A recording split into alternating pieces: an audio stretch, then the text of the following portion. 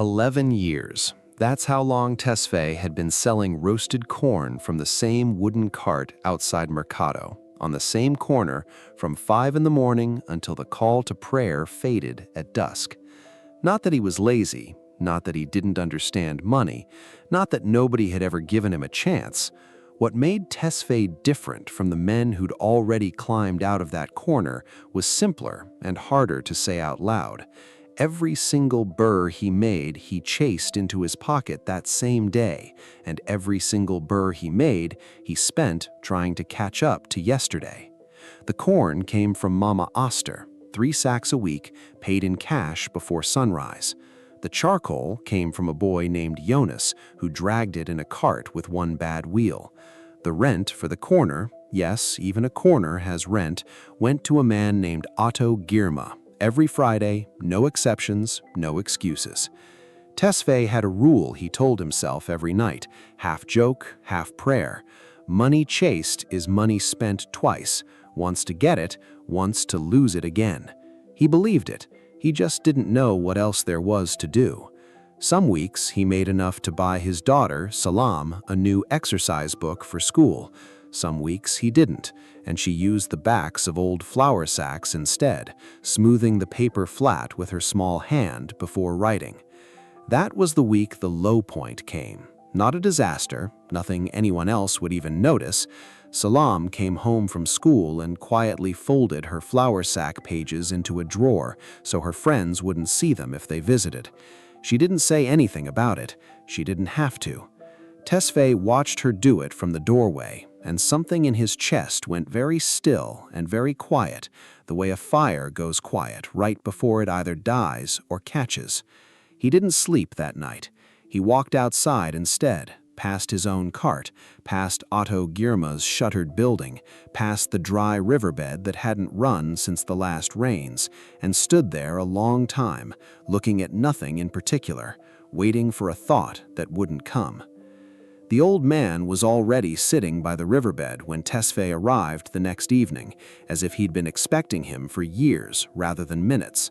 His name was Otto Bellacheo, and nobody quite remembered when he'd stopped working and started simply being there, sitting, watching the water that no longer came. He didn't ask Tesfaye why he looked hollowed out. He didn't offer pity the way neighbors sometimes did, wrapping their concern around you like a blanket you hadn't asked for. He just patted the ground beside him, unhurried, as if the conversation had already started a long time ago and Tesfaye was only now catching up to it.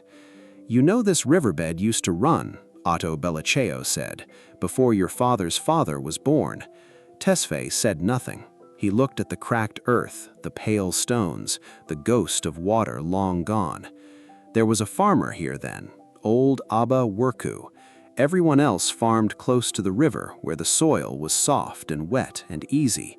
Worku farmed up there. He pointed to a dry, stony rise above the bank where nothing grew. People laughed at him, said he'd chosen the worst land in the valley. What did he do? For 2 years, nothing worth watching. He dug. Every morning before the sun was hot, he dug a channel, narrow, useless looking, from the high ground down toward that rise. People said he was digging his own grave slowly, one shovel at a time. Otto Bellacheo picked up a flat stone, turned it over in his hand. Then the rains came, like they always do, and every other farmer's water ran through their field once and disappeared downhill, gone by morning. But Worku's channel caught it, held it, fed his land long after the rain had stopped falling everywhere else. He set the stone down. The other farmers were chasing water. Worku built somewhere for it to live. Tesfaye felt something shift, quiet and exact, like a key turning in a lock he hadn't known was there. "I'm not digging a channel, old man. I'm selling corn." Otto Bellacheo almost smiled. "Everyone is digging a channel, Tesfaye. Most people just spend their whole life carrying water in their hands instead, wondering why their palms are always empty by morning." He stood, brushing dust from his knees, and looked down at Tesfaye one last time before walking back toward the village. The poor chase the water. The wise build the channel. The water comes either way. The only question is whether you built anywhere for it to stay. Week 1, Tesfaye did something he'd never done in 11 years. He kept back one full day's earnings instead of spending it. Not much, just enough to buy a second cartwheel and a length of rope. Mama Oster asked if he was sick. He said no and bought his usual 3 sacks anyway, same as always. Week 2, he used the wheel and rope to build a second small cart, cheap and ugly, and let Jonas, the charcoal boy with the bad wheel, use it half the day in exchange for splitting the charcoal deliveries between 2 corners instead of 1. Otto Girma laughed when he heard, 2 carts, 1 man, you'll wear yourself into the ground twice as fast.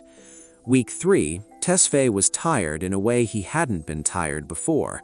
Not the old tiredness of standing all day, but a new ache from setting up 2 spots, training Jonas's younger cousin to run the second cart, counting coins twice instead of once. His hands blistered from the extra rope work. Salam asked why he came home later now. He didn't have an answer that would have made sense to a 9-year-old, so he just said, building something, and left it there. Week 5, a man near the bus station told him plainly that he was a fool, that a man with 1 good corner should guard it, not scatter himself thin chasing 2. Tesfaye absorbed it the way he absorbed the rope burns on his palms. He didn't argue, he didn't explain, he just went back the next morning and did the same thing again. Week 8, the second cart was running itself most days. Jonas's cousin knew the customers now, knew the price of charcoal down to the birr, knew when to restock without being told. Tesfaye found himself standing at his own original corner one slow Tuesday afternoon with nothing urgent to do for over a decade.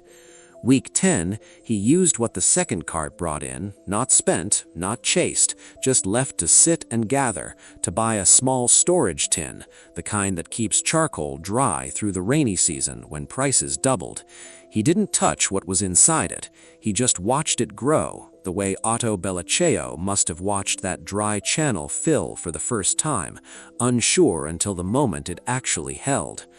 Week 12, it rained hard for 3 straight days, and every vendor without dry charcoal ran out of stock by the second afternoon. Tesfaye opened his tin, sold dry charcoal at the going rate to men twice his age who'd laughed at him 10 weeks earlier, and understood, quietly, without any fanfare, that the channel had started running on its own. The rains stopped. The corner went back to its usual rhythm. Nothing about Tesfaye's face changed in any way a stranger would have noticed. No wide smile, no telling the whole street what he'd done. He simply closed the tin, latched it, and went home at his normal hour for the first time in weeks.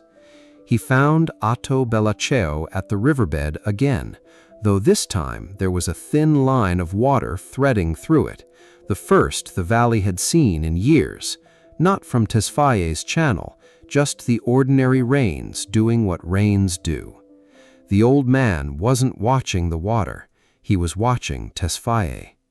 You look the same, and not the same at all. Tesfaye sat down beside him on the cool stone.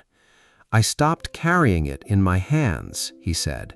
I built somewhere for it to stay instead. It's not more money, it's just money that doesn't leave the moment it arrives. The old man nodded once and said nothing else. There was nothing else that needed saying. That night, Salam did her homework at the table by lamplight on a new exercise book, its pages flat and unfolded, in no need to hide from anyone.